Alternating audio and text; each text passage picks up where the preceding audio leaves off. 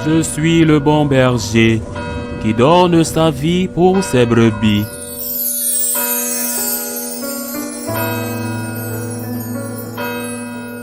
En ce temps-là, voyant les foules, Jésus gravit la montagne et s'assit, et ses disciples s'approchèrent de lui. Alors, ouvrant la bouche, il les enseignait. Il disait, « Heureux les pauvres de cœur, car le royaume des cieux est à eux. Heureux ceux qui pleurent, car ils seront consolés. Heureux les doux, car ils recevront la terre en héritage. Heureux ceux qui ont faim et soif de la justice, car ils seront rassasiés. Heureux les miséricordieux, car ils obtiendront miséricorde. Heureux les cœurs purs, car ils verront Dieu. Heureux les artisans de paix, car ils seront appelés fils de Dieu. Heureux ceux qui sont persécutés pour la justice, car le royaume des cieux est à eux. Heureux êtes-vous si l'on vous insulte, si l'on vous persécute, et si l'on dit faussement toutes sortes de mal contre vous à cause de moi. Réjouissez-vous, soyez dans l'allégresse, car votre récompense est grande dans les cieux. C'est ainsi qu'on a persécuté les prophètes qui vous ont précédés. Acclamons la parole de Dieu. Il y a 45 ans, un jour comme aujourd'hui, le 10 juin, alors la fête de Dieu, j'ai été ordonné prêtre. J'avais 25 ans. Et je savais bien ce que je voulais, me consacrer à Dieu. Je m'étais déjà consacré auparavant par la profession religieuse. Maintenant, c'était le moment du sacerdoce. Mais je n'étais pas sûr d'être capable de persévérer parce que je regardais ma propre fragilité et j'avais peur de moi-même. J'ai fait le pas en faisant confiance à la force et à la miséricorde de Dieu. Et je ne savais pas bien non plus, je le dis maintenant avec le recul des années, non seulement ce qui m'attendait, mais ce qu'était le sacerdoce. Peut-être parce que je suis le fruit de ma génération, j'ai reçu ma formation au séminaire, qui n'était pas un mauvais séminaire, et je l'ai reçu dans ces dernières années de Paul VI et dans la première année de Jean-Paul II, alors qu'il n'y avait encore aucune possibilité de réaliser les changements que le pape polonais, Saint Jean-Paul II, a introduits petit à petit. En d'autres termes, ma formation a été typique de ces années confuses et difficiles qui ont amené le pape Paul VI à dire que la fumée de l'enfer était entrée dans l'Église. Et c'est peut-être pour cette raison que j'ai vu le sacerdoce d'un point de vue concret, correct, vrai. Mais je n'ai pas accordé autant d'importance à une autre dimension qui est celle que j'ai découverte au fil du temps et que je considère aujourd'hui comme essentielle. Je vais parler de l'élément sacrificiel du sacerdoce, de la consécration. Je veux prêcher, dit saint Paul, que même si je parle comme les anges, même si je parle le langage des anges, si je n'ai pas l'amour, cela ne sert à rien. Je peux bien prêcher, je peux faire des œuvres de charité, des œuvres sociales. Je peux même donner mon amour et mon corps au feu. Mon corps, pas mon âme. Mais la chose la plus importante que j'ai faite au cours de ces 45 années, la chose la plus importante a été chaque fois que j'ai célébré la messe et consacré, parce que là, dans la consécration, le sacrifice du Christ sur la croix est renouvelé d'une manière non sanglante, mais authentique. C'est la chose la plus importante.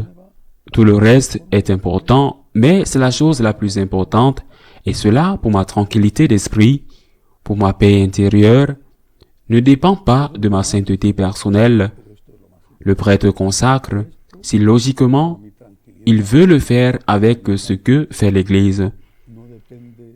Le prêtre consacre non pas parce qu'il est bon ou mauvais, saint, pécheur, mais parce qu'il est prêtre. La consécration, le renouvellement non sanglant du sacrifice du Christ sur la croix est la chose la plus grande qu'un être humain puisse faire. Si j'arrivais à éliminer la faim dans le monde, ce qui n'est évidemment pas possible, mais si je faisais cela, si je transformais des pierres en pain, je ne donnerais pas tout le pain dont l'homme a besoin parce que l'homme ne vit pas seulement de pain. Le renouvellement du sacrifice du Christ sur la croix, qui a lieu dans chaque Eucharistie, est quelque chose d'aussi extraordinaire que ce premier sacrifice lorsque notre Seigneur a versé son sang humain, mais lui étant Dieu pour pardonner nos péchés et nous ouvrir les portes du ciel. Ce que personne d'autre que le prêtre ne peut faire, la chose la plus merveilleuse au monde, la plus grande chose qu'un être humain puisse faire, et peut-être que cela qu'ils ne m'ont pas enseigné parce que c'était cette période très difficile à la fin du pontificat de Paul VI. Et peut-être que cela que j'ai découvert plus tard est ce qui continue à donner un sens à mon sacerdoce. Et je fais beaucoup de choses, mais c'est le plus important, fatigué ou non, seul, parfois, et à d'autres moments. L'Église remplie demande les milliers de personnes qui regardent ma messe à la télévision, ou le groupe de milliers de personnes qui regardent, ou le groupe de séminaristes à Rome. Cela n'a pas d'importance. L'important n'est pas le nombre de personnes présentes, l'important est que le Christ soit présent. Lorsque je prononce les mots de la consécration et que son sacrifice sur la croix est renouvelé, c'est ce qui est important. Bien sûr, ce n'est pas la seule chose, et je ne savais pas non plus. Il y a 45 ans, ce que j'attendais, c'était de fonder une institution qui est dans 65 pays, à laquelle appartiennent plusieurs milliers de personnes, qui sont regroupées dans les écoles de gratitude et qui essayent de vivre en aimant l'amour, en rendant grâce pour l'amour de Dieu. Pas seulement parce qu'ils ont plus ou moins de santé, plus ou moins d'argent, mais pour l'amour de Dieu, pour enseigner à aimer l'amour, l'amour de l'amour, faire voir aux gens, aux riches, aux pauvres, aux bien portants, aux malades, que Dieu les aime infiniment, mais que cela doit provoquer en nous la justice, la gratitude, une gratitude de cœur qui se manifeste dans les œuvres. Voilà la tâche de ma vie. Et faire voir que personne comme la Sainte Vierge n'est le modèle parfait de l'amour de Dieu, de la gratitude envers Dieu, voilà la tâche de ma vie. Je ne le savais pas non plus quand j'ai été ordonné prêtre, ou quand je me suis consacré à Dieu quelques années auparavant, je ne le savais pas. Dieu et la Sainte Vierge le savaient, et maintenant je peux dire ce qu'a dit Saint Paul, avec lequel je m'identifie absolument.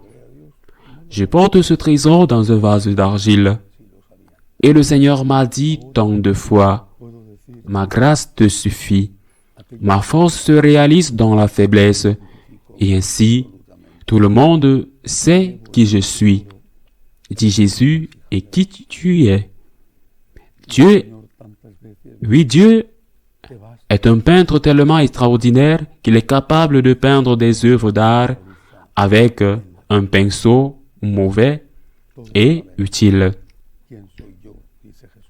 Alors aujourd'hui, Je voudrais humblement demander à chacun de prier pour moi, s'il vous plaît. Ne m'écrivez pas parce qu'il y a plusieurs milliers de personnes qui voient cette messe chaque jour.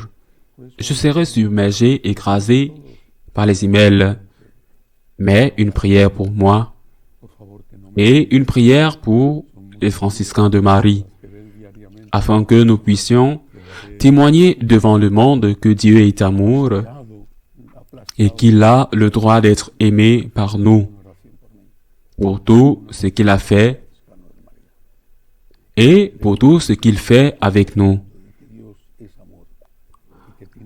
Que la Sainte Vierge, notre Mère bien-aimée, continue à nous protéger, à nous apprendre à aimer et à faire aimer l'amour. Ainsi soit-il.